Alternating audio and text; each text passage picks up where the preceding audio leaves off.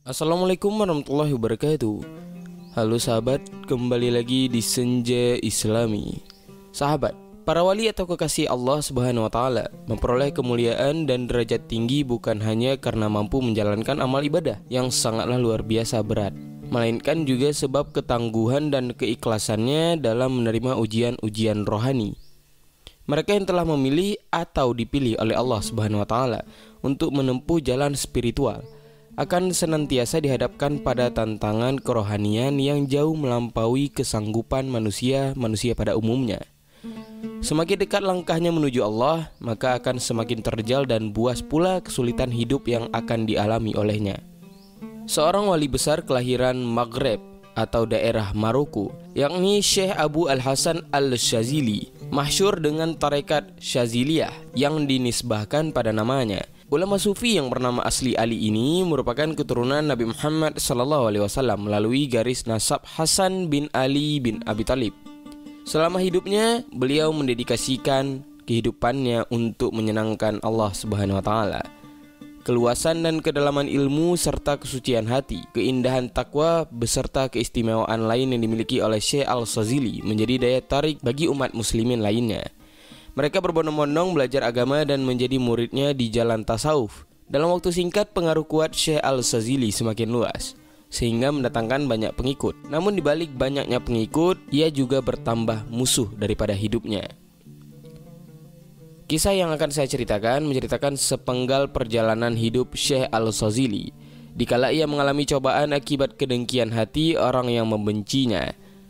Cerita ini sendiri disarikan daripada terjemahan kitab Abu Al-Hasan Al-Shazili agar menjadi cerminan diri maupun pelajaran hikmah bagi para pejalan rohani dalam upaya menjernihkan batin demi menggapai muhabbah dan ridha daripada Allah Subhanahu wa taala. Singkat cerita, pada abad ke-7 Hijriah, Syekh Abu Al-Hasan Al-Shazili berguru kepada Syekh Abdul Salam Ibnu Mashi di Maroko yang mengajarkan salah satu nasihat penting. Amal paling mulia adalah 4 setelah 4. 4 pertama adalah cinta kepada Allah Subhanahu wa taala, ridha dengan ketentuan Allah, berpantang pada dunia, dan tawakal kepada Allah.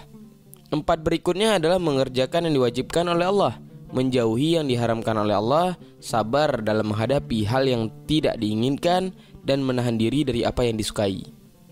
Setelah cukup lama berguru, belajar dan mengikuti jalan mistiknya, pembimbing rohani tersebut menyarankan agar Syekh Al-Shazili pergi ke Tunisia, lalu pindah ke sebuah negeri bernama Syazilah, karena di tempat itulah kelak Allah Subhanahu wa taala akan menganugerahinya nama Al-Shazili. Sesampainya di Tunisia, Syekh Al-Shazili menemukan Bukit Zakwan dan memutuskan menetap di sana untuk berkhalwat, ditemani oleh seorang yang saleh yang bernama Abu Muhammad Al-Habibi. Tatkala ketakwaan dan keilmuannya sudah matang, ia merasa siap terjun di tengah masyarakat untuk menyebarkan agama Islam. Kapasitas ilmu dan kesalehannya segera mengangkatnya sebagai pusat perhatian warga sekitar. Karena memiliki banyak murid di Tunisia, beberapa orang menjadi tidak senang dengan keberadaan Syekh Al-Shazili. Salah satu orang yang tidak senang kepada beliau adalah Hakim Abu Al-Qasim Al-Bara'. Rasa iri dengan dengki mendorong dirinya menciptakan berbagai isu supaya para tokoh publik serta masyarakat umum di sekitar daerah tersebut ikut membenci dan mengucilkan Syekh Al-Shazili. Fitnah yang ia lontarkan diantaranya adalah menyebut Syekh Al-Shazili sebagai mata-mata Maroko yang datang ke Tunisia untuk menyebarkan paham Fatimiyah yang nasabnya tersambung kepada Fatimah binti Nabi Muhammad SAW, dijadikan dalih yang menegaskan keterhubungannya Syekh Al-Shazili dengan dinasti Fatimiyah tersebut. Kabar bohong yang dihembuskan oleh Al-Bara' semakin memanas, sehingga menyebabkan para penguasa negeri terusik. Akhirnya Sultan memanggil Syekh Al-Shazili ke istana untuk didudukkan dalam persidangan para ulama dan cendekiawan negeri. Mereka bertanya-tanya terkait persoalan akidah, fikih, dan tasawuf, sampai masalah sosial dan politik. Selama proses tersebut, Sultan turut mendengarkan secara seksama di balik hijab. Mereka ingin membuktikan kebenaran keterkaitan Syekh Al-Shazili dengan dinasti Fatimiyah. Nyatanya ia mampu menjawab setiap pertanyaan dengan cahaya ilmu dan keluhuran budi, hingga Sultan beserta para petinggi pun meyakini kejujuran dan menghormati kualitas personal daripada Syekh Al-Shazili. Syekh Al-Sazili berhasil lolos daripada serangan fitnah tak berdasar yang nyaris mengancam jiwanya. Namun pembencinya yaitu Al-Bara tetap gigih melakukan tipu daya agar Syekh Al-Sazili dieksekusi. Sultan sempat terpengaruh sehingga ia mengeluarkan perintah yang melarang Syekh Al-Sazili beraktivitas di luar rumah, atau yang biasa kita sebut saat ini adalah sebagai tahanan rumah. Syekh Al-Sazili tidak berputus asa. Ia terus mendekat, memohon dan bermunajat kepada Allah Subhanahu wa taala dengan salah satu kutipan doa sebagai berikut.